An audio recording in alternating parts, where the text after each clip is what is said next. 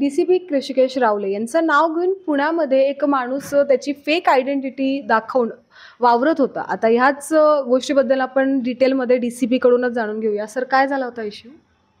Overall issue असा आहे की वाघमोडे हा जो आरोपी आहे, याच्यावर पोलीस बतावणीचा पहिले पण एक गुन्हा दाखल होता. उत्तराखंडमध्ये तिकडच्या IPS अधिकाऱ्यांचं नाव घेऊन त्यांची ओळखी दाखवून तिकडे त्यांनी काहीतरी फेवर घेण्याचा प्रयत्न केला होता. ही न्यूज मला कम्प्लिटली माहिती होती. त्याच्यानंतर पण तेलंगणामध्ये पण असंच काहीतरी एक प्रकार झाला होता. तिकडे एकदम अतिवरिष्ठ जे अधिकारी आहेत त्यांनी यांच्यावर एक कारवाई केली होती. ही पण बातमी माझ्यापर्यंत पोचली होती. योगायोगाने असं म्हणता येईल की हा जो बतावणी करण्याचा जो आरोपी आहे यांनी हे प्रकार पुण्यामध्ये केलं आणि त्याचं हे दुर्भाग्य म्हणता येईल की त्यांनी कुठे ना कुठे 19 बॅच सांगितली आणि माझा असा बॅचमेट आहे असं दुसऱ्या अधिकाऱ्यांना सांगत होता. त्याचवेळी मी पोलीस आयुक्तालयामध्येच उपस्थित होतो आणि जेव्हा मी खाली आलो, जेव्हा माझे जे सहकारी अधिकारी होते त्यांच्याशी मी भेटलो, तेव्हा त्यांच्या बोलण्यावरनं मला असं जाणवलं की काहीतरी वेगळं आहे. त्यांना मी विचारलं की हा कोण आहे नक्की, काय आहे? तर त्यांनी मला सांगितलं की हा असा सागर वाघमोडे हा म्हणतो की हा तुमचा बॅचमेट आहे.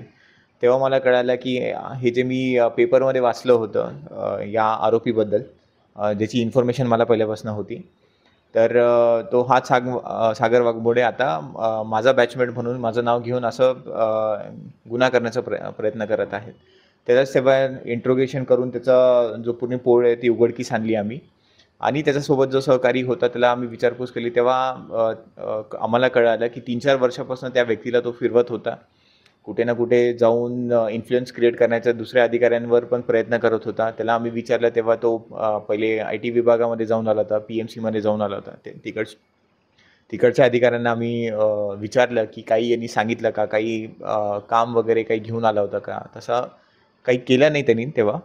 बट आम्ही आशंका ठेवतो की मागील पण आता 3-4 वर्षापासून हा IPS म्हणून त्या व्यक्तीला घेऊन फिरवत होतो, तर काही ना काही त्यांनी केला असेल. हा आम्ही तपासाचा भाग म्हणून पुढील तपास करत आहोत त्याच्यावर. तुमचं नाव घेऊन त्यानं म्हणजे त्याची फेक आयडेंटिटी सांगणं हे कशामुळे, म्हणजे तुम्हाला काय वाटतं त्याने स्पेसिफाय तुम्हाला का टार्गेट केलेलं असेल? असं नाही म्हणता येणार. हरिद्वारमध्ये जो गुन्हा त्याच्यावर दाखल झाला होता, तेव्हा तो 2018 बॅचचे अधिकारी होते, त्यांच्यावर सांगत होता. हा जो व्यक्ती आहे हा स्वतः त्याच्या बोलण्यावरनं वाटतंय की त्यांनी स्वतः UPSCचं अटेम्प्ट दिले होते आणि त्याच्यामधनं त्याचं काही सिलेक्शन झालं नाही. बट तोच एक पिरियड असावा 17, 18, 19, 20 तेव्हा त्यांनी UPSC अटेम्प्ट दिले आणि हरिद्वारमधला गुन्हा जो झाला त्याच्यामध्ये 2018 बॅचचे अधिकारी त्यांचा मित्र म्हणून तो वावरत होता.